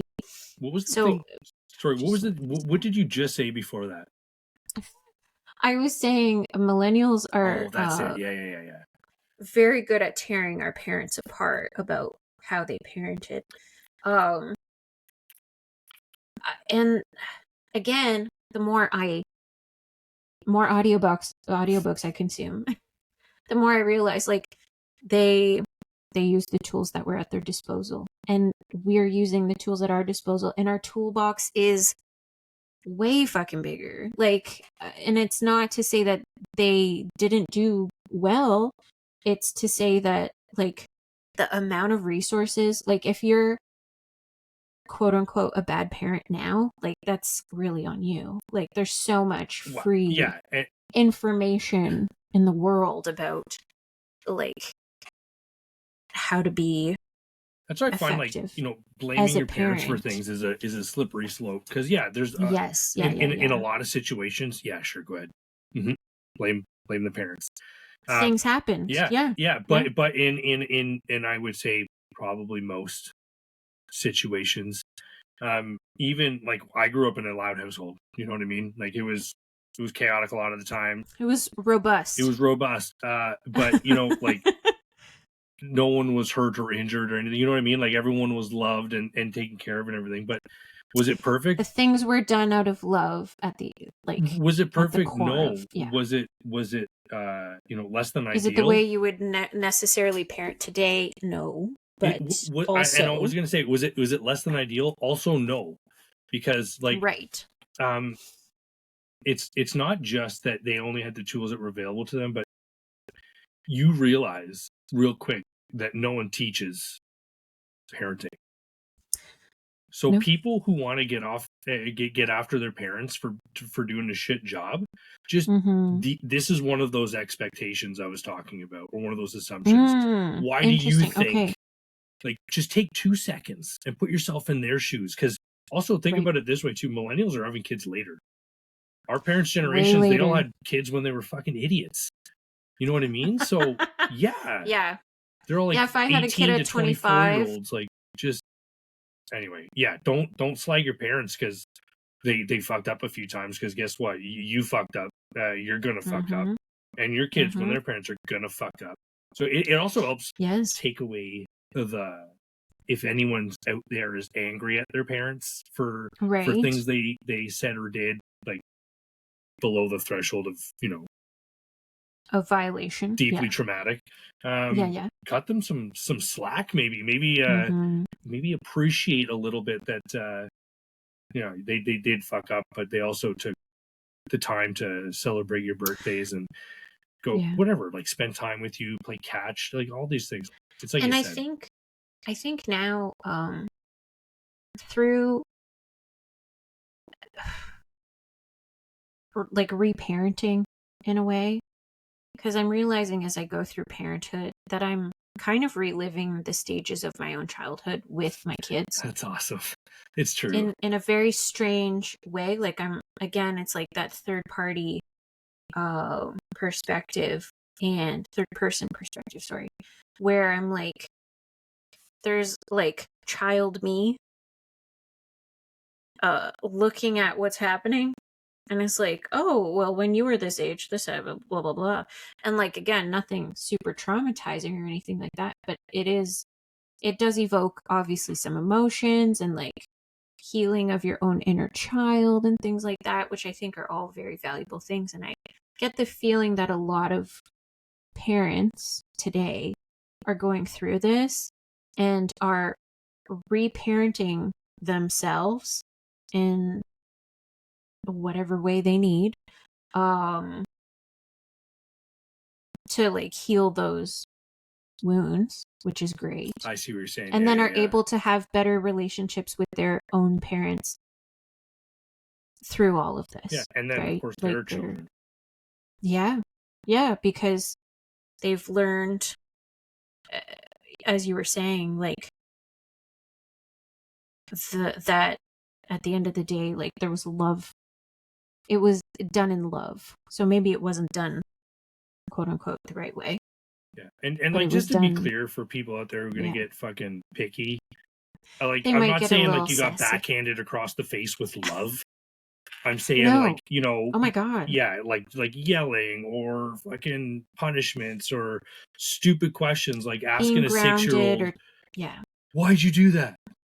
Yeah. 6 years old. I don't know fucking why I did it. I don't know Yeah. why I got up this morning, but guess what? I had to get out of bed. Someone told me to. Okay, And I I want. also Go ahead. oh sorry, go ahead. No, you first. Oh, I was just gonna say, like, and as like we have young kids, I'm sure it will change also because parenting a teenager the way I parent my toddler might not work. Yeah. I hope it does. Like, I hope I'm doing okay and laying some good groundwork here that, like, when we get to those years, it'll be a little bit more smooth. But I don't know.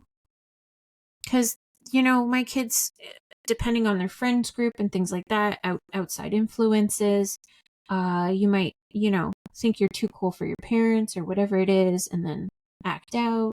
Or things might happen outside of the home that You can't control. you can't necessarily control, even though you might control all the, you know, if he plays a sport or if she plays a sport and things are going wrong there, like that, those are kind of things that are outside of my control. And like, just going back to, hopefully we're putting the tools in their toolbox that'll help them like navigate well through those things. Yeah. I think But I do think about sometimes like when they're maybe I haven't equipped them. I think I'll have to like address keep in mind parenting too, differently like you're at not that done. time. They're young. Well, this is it. So Yeah. it's not like, I hope I gave them enough tools. It's you're still giving them tools. Like, it's a long process. It's continuous. To Yeah. educate. Sorry, and that's kind of what I meant. Like, as they get older, they're going to need different tools to navigate those. I see what you're saying now. Yeah. New scenarios and like new things, right? So like the tools that they've had might not be enough. That movie Inside Out. Yeah. With the emotions and stuff, I feel is such like a good visual representation of what that looks like. And I heard, or there is a sequel coming out where she turns 13. I don't know if we've seen it or not. No, it's not out yet. I don't think it's out yet. No. Oh, maybe I was thinking Element. But she turns 13 and new things start happening in the brain. And just the preview is super, super entertaining. I was like, oh my gosh, I'm so excited to see this. Because I think that is kind of what happens. Like, you're all of a sudden you're faced with like these new obstacles and challenges, and it's like, wait, we have uncharted territory. What do we do? Yeah. Anyways, so, but you've been meaning to ask me a question. I just want, we're coming up on an hour and 45 here, which is incredible. Sorry, so long. No, this is awesome. I love it. But I just want to, I feel like if I was listening to this and we didn't talk about how surrogacy ends, I don't know, you know what I mean? Like, what is job the end done game kind of thing. Yeah, like, what's that look like? What's that process? Yeah, so I think that's a little. It is going to vary from. Is it sort of like case by case, a birth plan kind of deal? Like, you talk about it and you guys can. There are some yes. There are some stipulations. I think for the most part, delivery has to be done in a hospital. There's not like home birth happening, and that's to protect the surrogate and to protect the baby. For obvious reasons, complications can happen at any moment. So like hospital birth is like a requirement. I really love the hospital that I delivered Isla at, so that's my plan. I think it sounds like for the most part people have like OBs following their pregnancy. I don't want to say monitoring their pregnancy. I'm not sure what the right term is there, but supporting them throughout their pregnancies. I happen to have a midwife. I love my midwife team again from when I delivered Isla. So I was like, do you take on surrogates? They said yes. I said, please sign me up. And they did. And I'm very grateful again for that because they were full, I think, for July deliveries. Ooh. And so I was like, oh my God. But they have accepted me, which has been really nice. And so the actual birth plan itself is mostly up to me. The intended parents and families do have some say, and I think they have more say in the States. However, I do have kind of an ultimate clause in my contract that set like bodily autonomy. Yeah. And so I am in control of my body, as long as it doesn't negatively impact the baby. Right. Okay. Because obviously there's stipulations about that as well. But yeah, in my particular case, I'll be at a hospital, locally. I'm sure some people, like maybe the intended parents specify a hospital or something like that. I'm not sure, but in my case, I'm local, so that's good. And then like day of delivery, the plan is that the baby will go home with his family. I say his, it's a boy. Mazel. And so yeah, he'll go home with his family, and the job of my midwife's team becomes a little bit split. Different than a traditional care. So they'll just want to make sure that that baby has care in place. So a pediatrician or family doctor that's going to monitor them from day one, because that's like, you have a new baby, you have to make sure that they're seeing the doctor like within 24, I think it's within 24 hours, and then within the next 48 after that, and then there's a week, like first week visit, and then it gets like progressively longer after that. But yeah, their job is to ensure that the baby's taken care of. And then their job is also to make sure I am recovering well from everything. And so they won't physically be I think if like the baby lived locally, it would be different. Yeah. But he won't. So like they will like physically monitor me, but they'll release more or less the baby after we've been discharged from the hospital. So that could be like the same day. Yeah, or like 2 days or whatever, depending on the situation, you know. Yeah. So like at hospital discharge. Is there any is it the hospital that handles this at that point, or does someone from the agency come in to make sure that like a proper handover is taking place? Do you have to like sign there's away not and a release yeah the there's baby? not an agency portion of that. Like there will be an agency portion of this after, Right, but it's not an immediate after. The immediate after is kind of more of like a government thing. I legally, for the first 7 days of the baby's life, have joint like parental rights. Interesting. I don't know if that's Ontario or if that's Canada wide. Right. I'm not sure. Okay.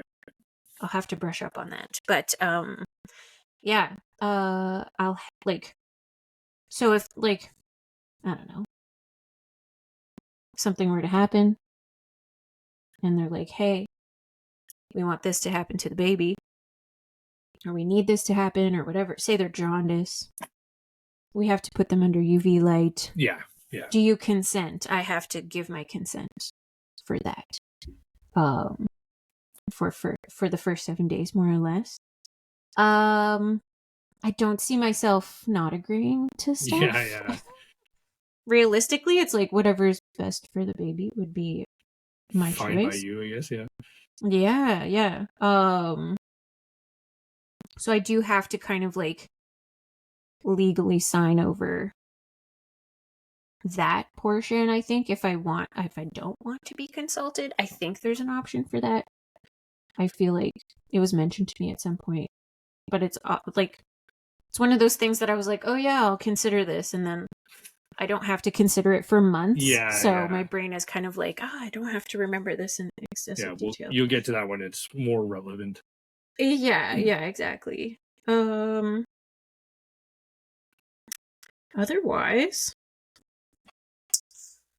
does that answer your question? Yeah, it really does. I was more curious, like, okay. what happens when, like, how do they get their baby?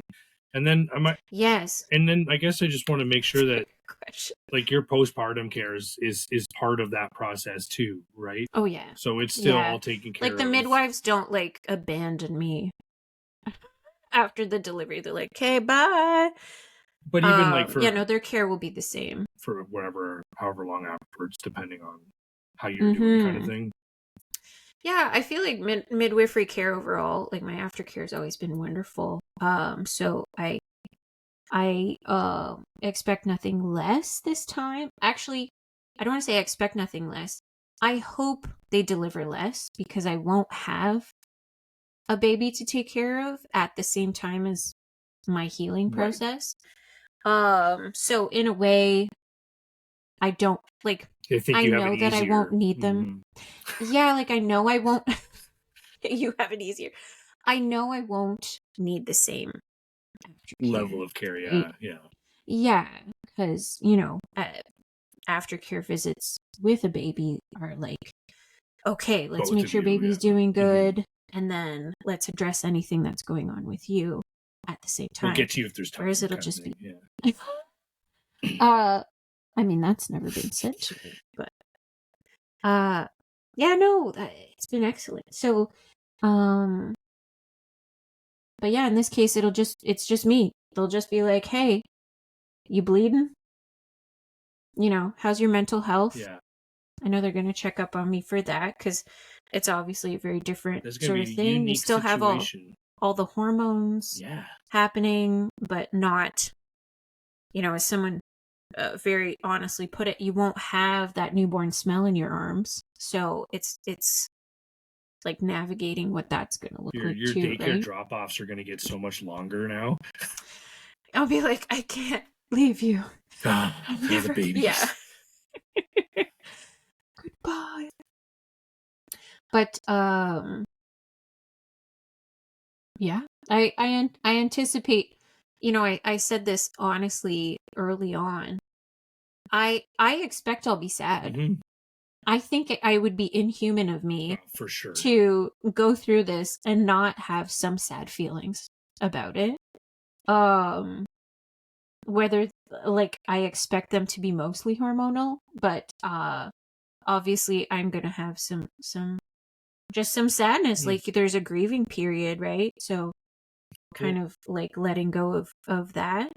It's an emotional thing too. So I mean, there's going to be, you know, you're going to be sad, you're going to be crying at times, and you're not going to know why. But don't discount the fact too that you could just be in a moment actually super proud of yourself or super happy for what you've done, and though you're crying, you realize that hey, it's because it's just so much. Like that's the only way you can. Your body's got to get rid of these emotions, you know. They gotta go. Yeah, yeah, absolutely. I can only imagine it's going to be. I always picture it as like going into an emotionally charged situation when you're not sure how it's going to go. Yeah. I always just picture it coming out of nowhere and blindsiding you, kind of thing. So, like just a realization of something that causes an emotional reaction or response. Yes. So that's that's kind of what I was getting at when I was mentioning that before about. I see. Anyway. Yeah. Is there go ahead. Through the sort of vetting process early on, I had like such a wonderful conversation with like the therapist that they put me in touch with, and that was one of her questions. She's like, well, what are kind of your expectations and how do you foresee the immediate delivery, birth, and postpartum period? And I, you know, it was something I thought briefly about, but I really like was able to think about it and verbalize things with her in that conversation. And I feel like that was something that I realized then. I was like, no, I'm gonna be sad. Yeah. I can definitely see myself being sad for like natural and like reasons that I may not be able to explain either. So I'll draw a comparison that's it's not a great one. I'll put it out there. Okay. I'll put that out there. But it's kind of like, you know, you got into a really good TV show and now you're done the show. Or a book. I feel like or like a series of something. I've cried so much over books. Yeah. Okay. You've been invested in this thing for so long and now it's over. And you're kind of just lost and listless and you're like, what do I do now? Kind of you're uncomfortable. It's true. Yeah. I have one last question for you. And you don't have to answer it now because you might not have the answer now, but this is a very I'd say rare and unique situation for most people to find themselves in as a surrogate, and I would say it's pretty uncommon for a lot of people to have close relationships with any surrogates. So I'm just curious to know, from the point of view of someone who's gone into this, and you're like pretty deep into it. I'm invested. Yeah. What's something that you've learned or discovered about yourself along the way that you didn't expect? Excellent question, Colin.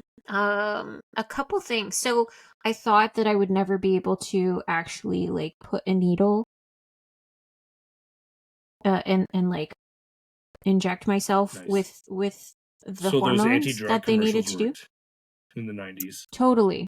All my Good. life, right? Up until this No point, I was needles. like, I can't do it. I can't do it. Like I had Jordan doing it the first couple of weeks because I was like, I can't do this to myself. I'm going to pass out. I nearly passed out the first time I did it to myself, but that's on me. I should have been sitting down. Why wasn't I sitting down? Why was I standing I'm up? so sorry. I Because shouldn't Jordan laugh. did it. I was standing up when Jordan did it, so I was like, oh, naturally, I'm going to Yeah. You stand didn't up think when I do. anything of it. Anyway. That's awesome. And then I watched a video of another surrogate doing it, sitting down, and I was like, oh my God, you can sit. Um, that was that was a big one. I feel like that was a big hurdle to overcome. So what changed personally. there though? Like you're comfortable with it, or you can tolerate it, or like you're strong enough now that you can push through this uncomfortable thing that you don't like doing? I think just like being able to push through the uncomfortable thing. Yeah, I realized that I could. So and is it Yeah. sorry, I'm trying to make the distinction here that the yeah, that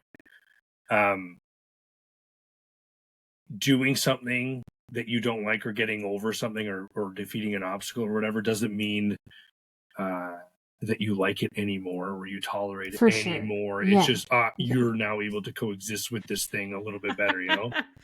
Yeah. Yeah, like Yeah. I think that's where I was at. I was like, this is yeah. just part of the process now. And like by the end of it, I was like almost Like what's not the even word I looking. They just used? like you put the alcohol patch on, plunge, done. Yeah, there was almost like a nostalgic feeling towards the end. I was like, "Oh, I'm almost done. Like I'm not doing like I won't have to do this anymore. This is so weird." I'm I glad you just said have like to and not get to. I won't get to do needles. Yeah. And then there was obviously a relief when I didn't have to do it the first day, and I was like, "Whoa, I'm done." Freedom. But like it kind of meant like that chapter of the process was complete. Nice. So it was like again trying to like live in the now a little bit and not focus on that part. You know, this is past. Trying not to focus on that. Yeah. Trying to focus on as I go. Another thing. I feel like I had something else in mind, but now I can't think of it. Another thing that I didn't think I would be capable of doing. Or just something you didn't expect, you know, like something I didn't something expect. about yourself that you realized, or like you realize you're capable of stabbing yourself daily if it was worth it. You know what I mean? For the right reasons. Yeah, that was. I have to say that was quite a big obstacle that I felt proud of yourself for overcoming. Accomplished. Overcoming. Yeah, you beat it. You yeah. Like I mean, I think it's I beat it. You beat needle fear. I think that's the big one so far. I think it's a great one though.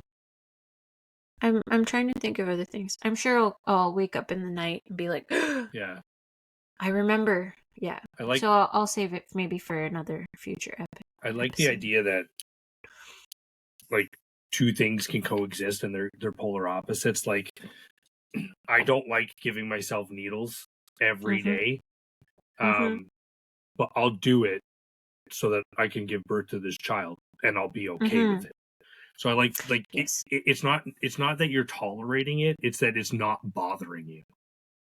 You're not actively trying to keep it at bay, your discomfort or your dissatisfaction or whatever. It's like it's not even worth your time. This is just something we do, and it's like getting up and brushing your teeth kind of thing. Yeah, I had like it's ideal to do it like around the same time every day. So like I had a time every day that worked. I was like, this is when, you know, Isla was napping or whatever. And I was like, this is my time. And I kind of almost I don't want to say turned it into a ritual because that's like really over dramatic, but I was like, this is like the process. And then,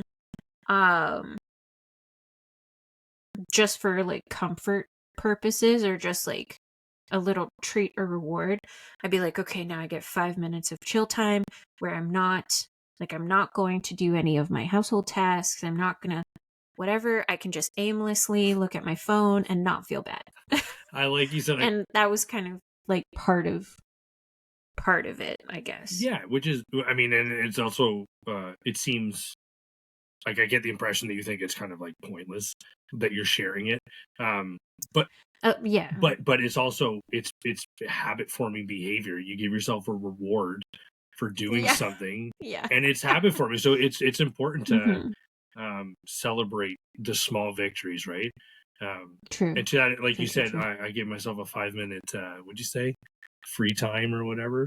Yeah, like a little break. I usually give myself like a pre chore sort of break. A pre-chore break. Yeah. So I usually start with my break. A little, it's like a pre-chore amp up. Yeah. I gotta get warmed up. It's like when I'm cooking supper and I have a snack while I'm cooking. Kind of just. Oh my gosh, I was watching Jordan do this the other day. I was like, why are you eating? We're about to eat. Like, you're literally making the food. And then I realized I have definitely done that. But it made me like second guess that behavior, I guess. Like watching it makes somebody no else sense. do Just wait. Yeah. We'll have better food in 20 minutes. It's coming. But like sometimes you just want a little snack. Oh yeah. So can't keep it at bay. All right, Jenna. We have certainly much more to talk about, but not today. There'll be a part 2 and probably a part 3, and we should call these. We call this whatever episode number this one is, like first trimester, and then we'll do a second trimester and a third, and we'll wrap up the whole pregnancy in a podcast. In sections. Yeah. That'll be a good one. Hey, I wanted to say thank you so much for sharing that with us, because I think I think it's important for people to hear good things in the world, not just all the things that are going on. So yeah, I feel like it's like a fait accompli for you. It's like it's already a done deal. It's nothing, but right. There's a lot of people out there who need to see a little bit of light, and knowing that there are people out there like you, who are literally sacrificing themselves for other people, total strangers, is really awesome. And to the listeners out there who may be feeling inadequate because they're not giving up their bodies like our dear friend Jenna is. Oh my God. I would also say, don't worry about that either. Because I think what's really important among all of this is to just be okay with who you are and what you're doing and why you're doing it, and then everything else will follow from there. And so when you're thinking like, oh my God, I'm not doing anything as crazy as being a surrogate, but look at your day and look at what you've done and look at things holistically, and then don't just look at the day, but look at the last 5-10 fucking years. Like, how tired are you? How much bullshit have you put up with day in and day out? Tell me how tired. Every day you made it, and you should be proud of yourselves. And that's another point to the listeners. Don't forget that you're your first port of call for love. If you can't love yourself, how can you expect other people to love you? If you can't appreciate yourself or be kind and gentle to yourself, what makes you think other people are going to do that for you?